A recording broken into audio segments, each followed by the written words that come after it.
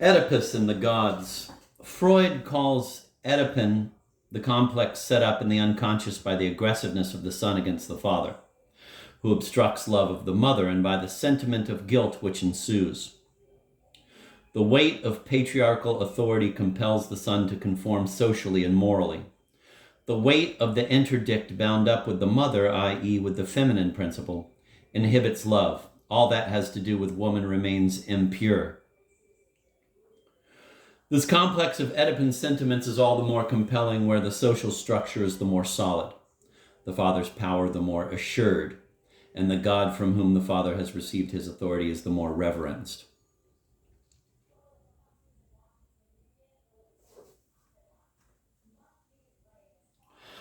But what happens in a society where the union principle is relaxed? The economic power in the hands of the father is divided, and the divine power itself is broken up, either into a plurality of gods, as in Greece, or into a god and goddess couple, as in Egypt, or finally, as in Manichaeism, into a beneficent god who is pure spirit, and a demiurge who rules matter in the flesh.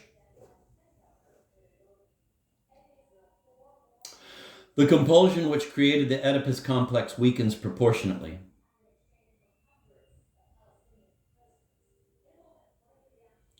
Hatred of the father is concentrated upon the demiurge and his handiwork, matter, flesh, procreative sexuality, the while a purified sentiment of adoration may be formed for the spirit god.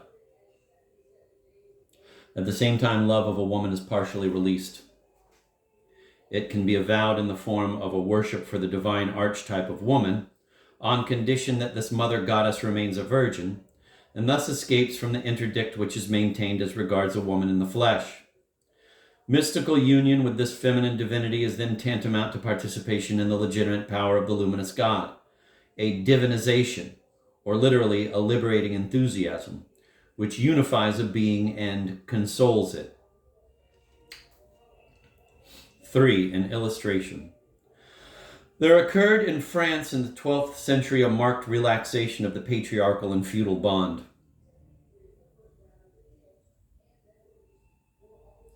Property was divided equally among all sons by a proceeding called peerage.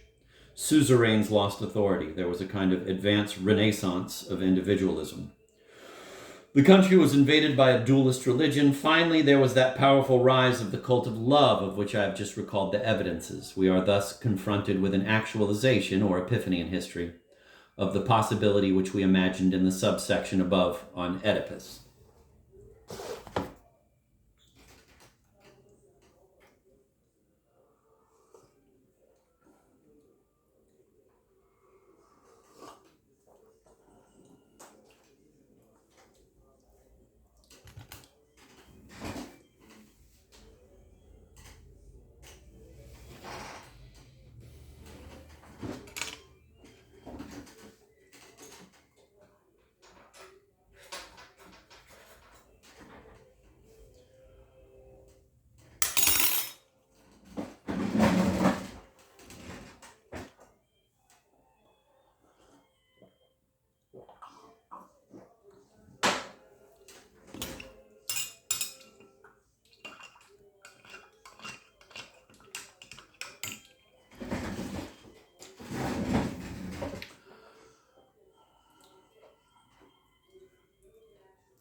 If we try to portray to ourselves the psychical and ethical situation in which a man would have been in those days,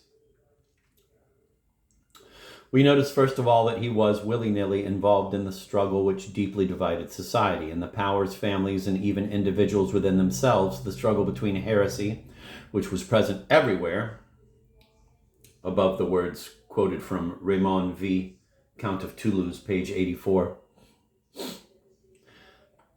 and Roman orthodoxy, which had been badly battered. On the Catharist side, marriage and sexuality were condemned without remission by the perfect or consoled, but were allowed in the case of mere believers, who were the immense majority of heretics. On the Catholic side, marriage was a sacrament, and yet in fact based on material and social considerations. It was imposed on the parties regardless of their feelings.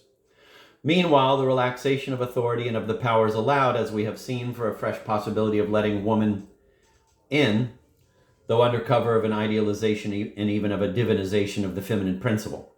This served but to emphasize the contradiction between the two ideals themselves in conflict and the reality of experience. The natural psyche and natural sensuality both writhed amid the converging attacks, the antithetical condemnations, the restraints both theoretical and practical, and the freedoms that were being very obscurely foreseen in their fascinating novelty.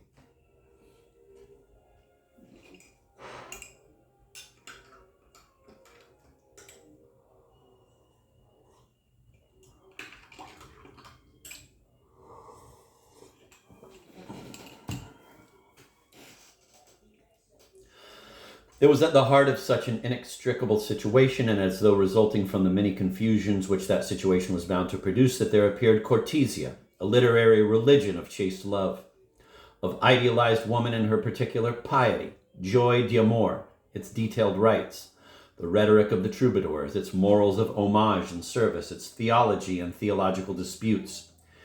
It initiates the troubadours and its believers, the vast public, both cultivated and not, that listened to them and ensured their social fame all over Europe.